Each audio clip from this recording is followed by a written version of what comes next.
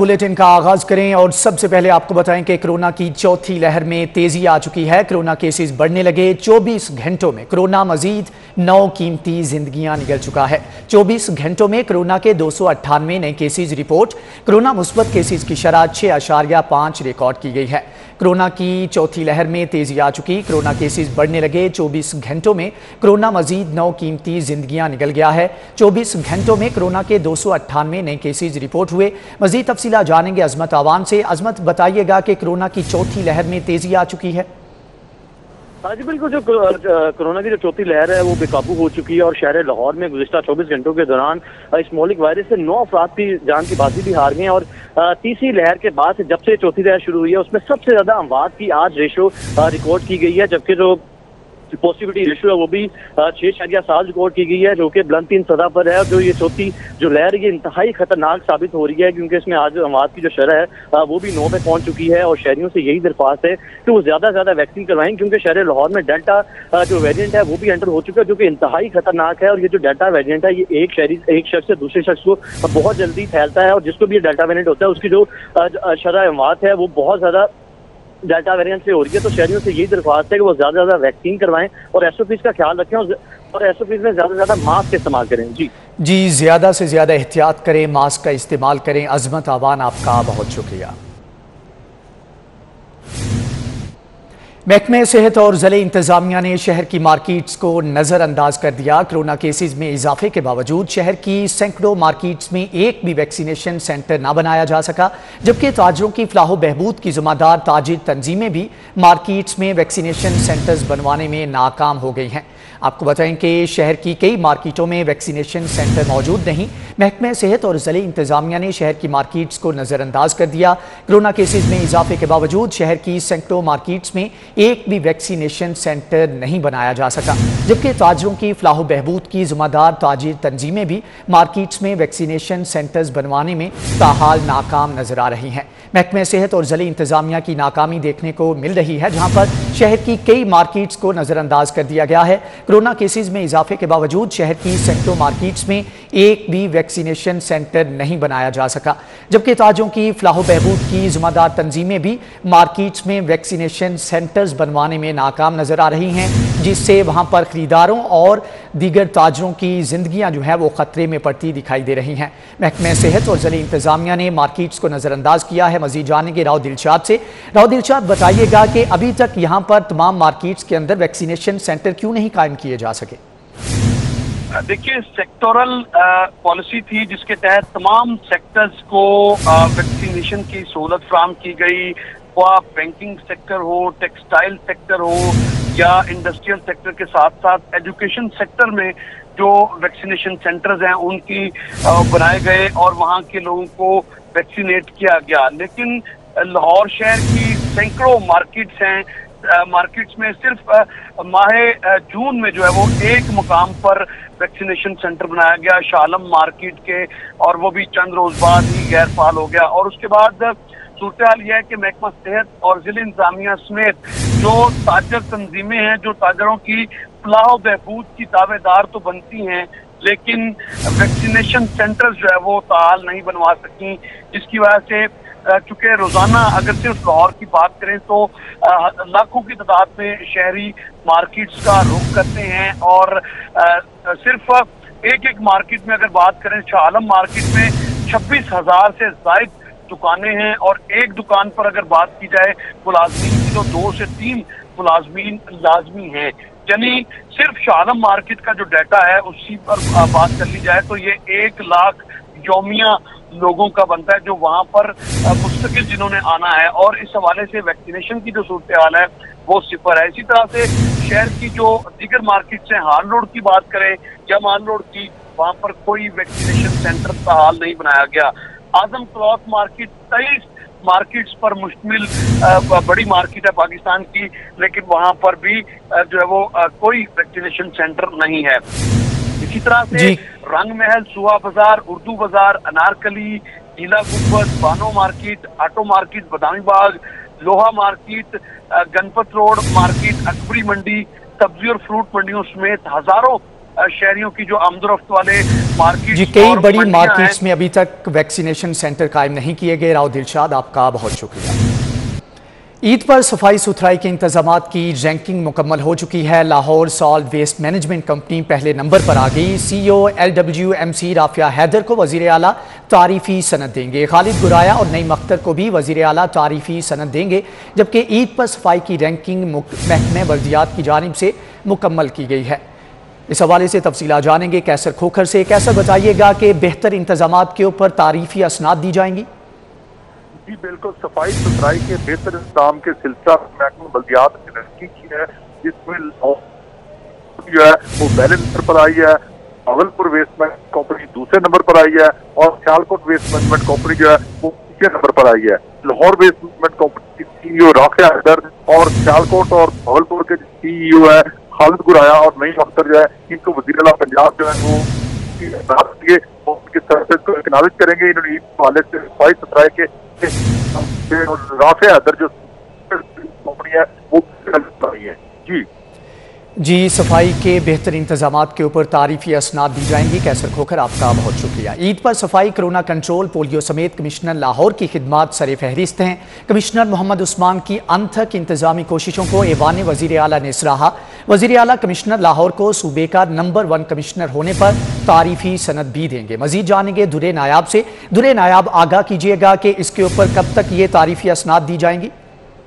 बिल्कुल, ये शेड्यूल है और मुमकिन तौर पर आज या कल ये तारीफी असनाद दे दी जाएंगी। लाहौर शहर समेत जितना भी पंजाब के अजला हैं उनकी रैंकिंग हुई थी और उसमें जो अफसरान इंतजामिया ने काम किया उनकी कारकर्दगी को जांचा गया था। लाहौर के कमिश्नर जो है कैप्टन रिटायर्ड मोहम्मद उस्मान, उनकी कारकर्दगी हर लिहाज से नंबर 1 करार दी गई और वो सरे फहरिस्त रहे। चाहे सफाई के इंतजाम थे, लाहौर शहर में कोरोना की रोकथाम के लिए इक़दाम थे, डेंगू की सर्विलेंस थी या पोलियो की मुहिम चलाने के हवाले से एक्टिविटीज की, commissioner captain retired Mohammad Usman की कारकर्दगी सराहा गया और अब उनको तारीफी सनद भी दी जाएगी। इसी तरह बाकी जो दूसरे और तीसरे नंबर पर कमिश्नर रहे वो बिलतरतीब मुल्तान और बहावलपुर के कमिश्नर थे। जी, कमिश्नर मोहम्मद उस्मान की अनथक मेहनत को सराहा गया है, तारीफी सनद दी जाएगी। दुरे नायाब, आपका बहुत शुक्रिया। इस्लामाबाद में नूर मुकद्दम के कत्ल का मामला, फ्रांसिक साइंस लेबॉर्ट्री में मुल्ज़म जाहिर जाफर का पॉलीग्राफिक टेस्ट मुकम्मल कर लिया गया है। जाहिर जाफर का फ्रेंसिक साइंस लेबॉर्ट्री के साइंसदानों ने टेस्ट किया। टेस्ट में जाहिर जाफर से 20 सवालात के जवाबात लिए गए, जबकि जाहिर जाफर के पॉलीग्राफिक टेस्ट की रिपोर्ट इस्लामाबाद भिजवाई जाएगी। मजीद जानेंगे इरफान मलिक से। इरफान, बताइएगा, तमाम टेस्ट मुकम्मल कर लिए गए हैं? जी बिल्कुल, आपको बताएं कि इस्लामाबाद पुलिस आज नूर मुकद्दम के कत्ल केस के अंदर जो मुल्ज़िम जाहिर हैं उनको लाहौर लाई थी फ्रांसिक साइंस लेबॉर्ट्री में, जहां पे उनके पॉलीग्राफिक टेस्ट जो हैं वो मुकम्मल कर लिया गया। इसमें आपको बताएं कि पॉलीग्राफिक टेस्ट के लिए जो मुख्तलिफ लवाजमात जिसकी ज़रूरत होती है, जिसमें जो मुल्ज़िम है जिसका पॉलीग्राफिक टेस्ट किया जाना है उसकी नींद प्रॉपर होनी चाहिए, उसके साथ साथ उसकी जो उसको ज्यादा भूख भी नहीं होनी चाहिए और ज्यादा खाया भी नहीं होना चाहिए। तो ये तमाम चीजें देखते हुए उसका ब्लड प्रेशर चेक किया गया और उसके बाद उसके टेस्ट जो हैं वो मुकम्मल कर लिए गए हैं। आप इस वक्त सूरत हाल है कि नूर मुकद्दम कत्ल केस के अंदर जो मुल्ज़िम जाहिर जाफिर है उसका फ्रांसिक टेस्ट जो है, पॉलीग्राफिक टेस्ट जो है वो मुकम्मल कर लिया गया है और ये टेस्ट जो है वो पंजाब फ्रांसिक साइंस लेबॉर्ट्री के साइंसदानों की जानिब से किया गया, जिसमें उनसे जो 20 सवालात पूछे गए थे उसके जवाबात हासिल किए गए हैं। अब ये रिपोर्ट जो है आइंदा चंद रोज के बाद इस्लामाबाद पुलिस को भिजवाई जाएगी, जिसके बाद इस केस की मिसल के साथ इस रिपोर्ट को लगाया जाएगा और पुलिस हुकाम का ये कहना है कि रिपोर्ट जो है आने के बाद जी रिपोर्ट इस्लामाबाद पुलिस को भिजवाई जाएगी। इरफान मलिक, आपका बहुत शुक्रिया। कि पंजाब बार काउंसिल के 2 ओहदेदारों ने इस्तीफे दे दिए। Vice chairman Punjab bar council Amjad Iqbal Khan ने इस्तीफा दे दिया। चेयरमैन एग्जीक्यूटिव कमेटी सरदार अब्दुल बासित ने भी इस्तीफा दे दिया। नए ओहदेदारों के इंतखाब के लिए जनरल हाउस का इजलास कल तलब किया जाएगा। पंजाब बार काउंसिल के 2 ओहदेदारों ने इस्तीफे दे दिए हैं। मजीद जानेंगे यहाँ पर मलिक अशरफ से। जी मलिक अशरफ, बताइएगा कि बिल आखिर इस्तीफे जो है वो दे दिए गए हैं?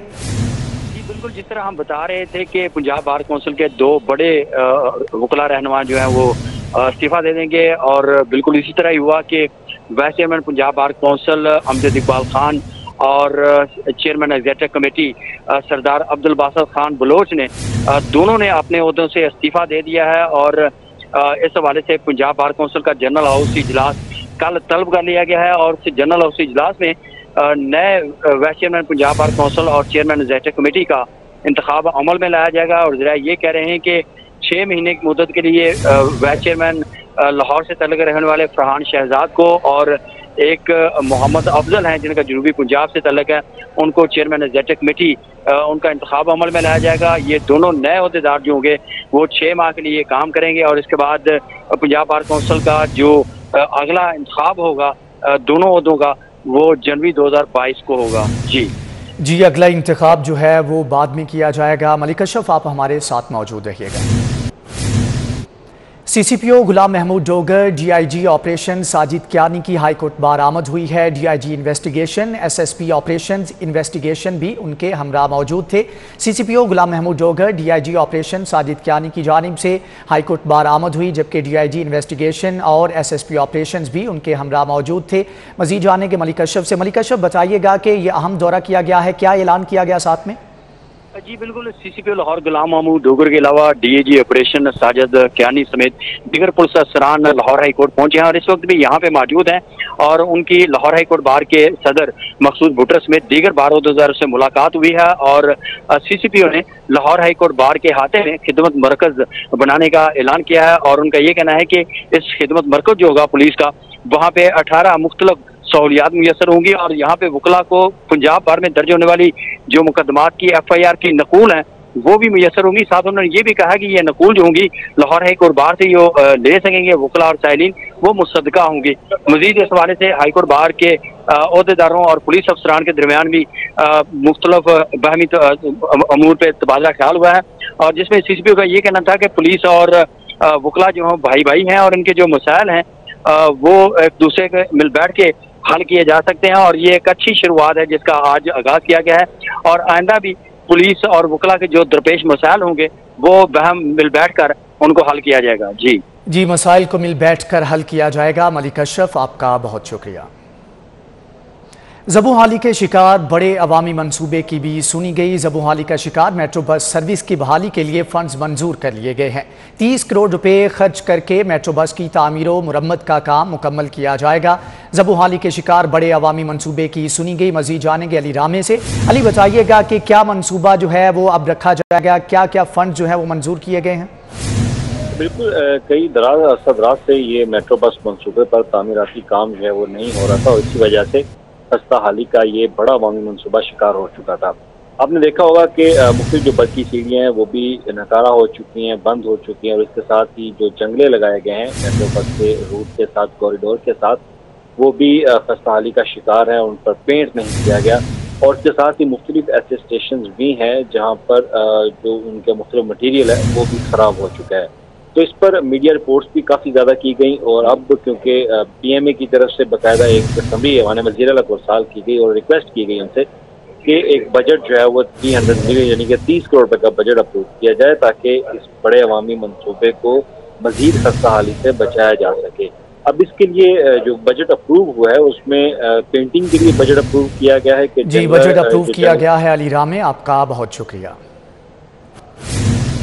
बर वक्त टैक्स दो, इनामात हासिल करो। महकमा एक्साइज ने टैक्स रिकवरी बेहतर बनाने के लिए नई स्कीम शुरू कर दी। जुलाई में token tax, property tax, professional tax अदा करने वालों को इनामात दिए जाएंगे। अहम फैसला किया गया है, बर वक्त टैक्स दो और इनामात हासिल करो। महकमा एक्साइज ने टैक्स रिकवरी बेहतर बनाने के लिए नई स्कीम शुरू कर दी। मजीद जानेंगे अली साही से। अली, बताइएगा कि अब टैक्स अदा करने के ऊपर इनामात भी दिए जाएंगे? जी बिल्कुल, महकमा एक्साइज की जानब से गुज़श्ता माली साल में जो गवर्नमेंट की जानब से हदफ दिया गया था वो हासिल कर लिया गया था, लेकिन अब महकमा एक्साइज को 10 अरब मजीद जो है वो टैक्स कलेक्शन करनी होगी। तो इसी हवाले से महकमा एक्साइज ने एक फैसला किया है कि जिन शहरियों की जानब से रवा माली साल में बर वक्त अपने टैक्स अदा किया है, यानी मोटर टैक्स अदा किया है या प्रॉपर्टी टैक्स और प्रोफेशनल टैक्स अदा किया है, उनको इनामात दिए जाएंगे ताकि दूसरे शहरियों को तरगीब दिलाई जा सके, वो भी अपना टैक्स बर वक्त अदा कर सके। तो इसी हवाले से एडिशनल DG रिजवान शेरवानी का कहना है कि 3 लाख के करीब गाड़ी मालकान की जानब से और 1 लाख के करीब जो प्रॉपर्टी टैक्स होल्डर्स हैं उन्होंने टैक्स अदा किए हैं, तो इनकी डिजिटल कुरानदाजी करवाई जाएगी। जिन पहले 5-5 लोगों के नाम सामने आएंगे तो उनको नकदी नाम भी दिए जाएंगे और गिफ्ट हैम्पर्स भी दिए जाएंगे। तो इसमें अगले माह में ये तकरीब जो है वो किसी बड़े होटल में मुनक्कद की जाएगी। जी, टैक्स देने के ऊपर इनामात दिए जाएंगे। अली शाही, आपका बहुत शुक्रिया। बरतानवी शहरियत की हामिल माहिरा जुल्फ़िकार के कत्ल का केस मुकदमे में जाहिर जदून और उसके भाई के मुलव्विस होने का मामला है। मुल्ज़मान की CCTV फुटेज को शहादत का हिस्सा बनाने के लिए दरख्वास्त पर समाअत हुई। अदालत की CIA पुलिस को फुटेज को रिकॉर्ड का हिस्सा बनाने की हदायत। अदालत ने CIA पुलिस को हदायत जारी करते हुए दरख्वास्त निपटा दी है। जस्टिस मोहम्मद अनवारुल हक ने सरबुलंद जदून की दरख्वास्त पर समाअत की। दरख्वास्त गुजार की जानिब से गुलाम अब्बास एडवोकेट पेश हुए। दूसरी जानिब LDA का महकमे माहौलियात से 3 साला NOC तौसीक के बावजूद PHA ने खियाबान फिरदौसी पर ट्रैफिक की बहाली के मनसूबे की बाकायदा तौर पर इजाज़त नहीं दी है। 2019 से इल्तिवा का शिकार मनसूबे को दोबारा शुरू करने के लिए चीफ इंजीनियर LDA ने DG PHA को खत लिख दिया है, जबकि इस हवाले से ताहाल कोई पेशरफ्त सामने नहीं आई। मजीद जानेंगे दुरे नायाब से। दुरे नायाब, बताइएगा कि अब तक कोई पेशरफ्त सामने क्यों नहीं आई?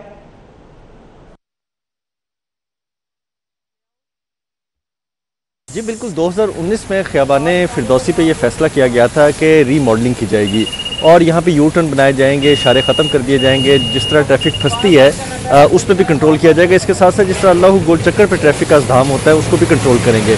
प्रोजेक्ट तो बना लिया गया, NOC लिया गया महकमा माहौलियात से, क्योंकि इसमें माहौलियात के असरात भी थे, दरख्त कटने थे, ग्रीन बेल्टें मुतासिर होनी थी। PHO से भी NOC लिया गया, लेकिन अब इसको ये जवाज़ बनाया जा रहा है PHA की तरफ से और इल्तवा का शिकार किया जा रहा है कि जो NOC है उसकी म्याद ख़त्म हो चुकी है। तब के LDA ने ये चीज़ क्लियर कर ली है कि NOC की म्याद 3 साल तक के लिए है और अभी तक वैलिडेट है।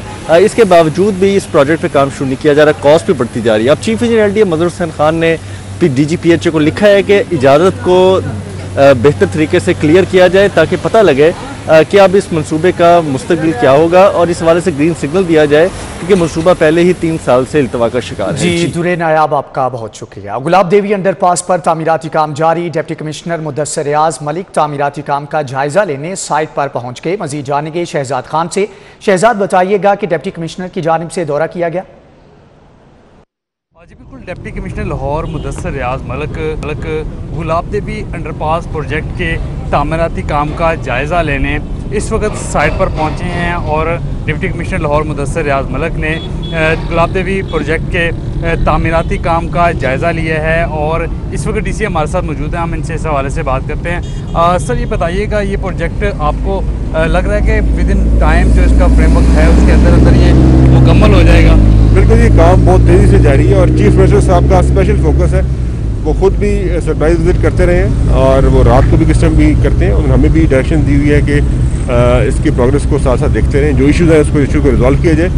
तो अभी जो प्रोजेक्ट का है बिल्कुल अपनी पेस के मुताबिक चल रहा है और 2022 में फरवरी के अंदर इसकी डेट है 18 फरवरी को, लेकिन उम्मीद है कि उससे पहले कम्प्लीट कर लेंगे। ये फरमाइएगा, कितनी इस पर लागत आ रही है और पब्लिकली इसको कब तक खुल जाएगा? फरवरी के एंड तक खुल जाएगा ये रिकॉर्ड तकरीबन 8-9 महीने में ये कंप्लीट हो जाएगा। इसमें ना सिर्फ ये अंडरपास है बल्कि आगे जो ब्रिज है उसकी भी 2 एडिशनल लेन्स ऐड की जा रही है ट्रैफिक रेगुलेट करने के लिए। 1.25 लाख से ज़्यादा लोगों को ये जो यहाँ ट्रैफिक मूव करती है उसको फ़ायदा होगा। 1 अरब 70 करोड़ के करीब इसकी लागत है और यहाँ पर काम जो दिन रात हो रहा है और इसमें जो इश्यूज़ हैं वो ऑब्वियसली छोटे मोटे इशूज़ आते रहते हैं, वो हम रिजॉल्व करेंगे, लेकिन हमने इंशाल्लाह कोशिश ये करनी है टाइम से पहले कंप्लीट करें। जी बिल्कुल, डिप्टी कमिश्नर लाहौर मुदस्सिर रियाज मलिक हैं। जी शहजाद खान, आपका बहुत शुक्रिया। इसी के साथ ही न्यूज़ बुलेटिन से फिल वक्त इतना।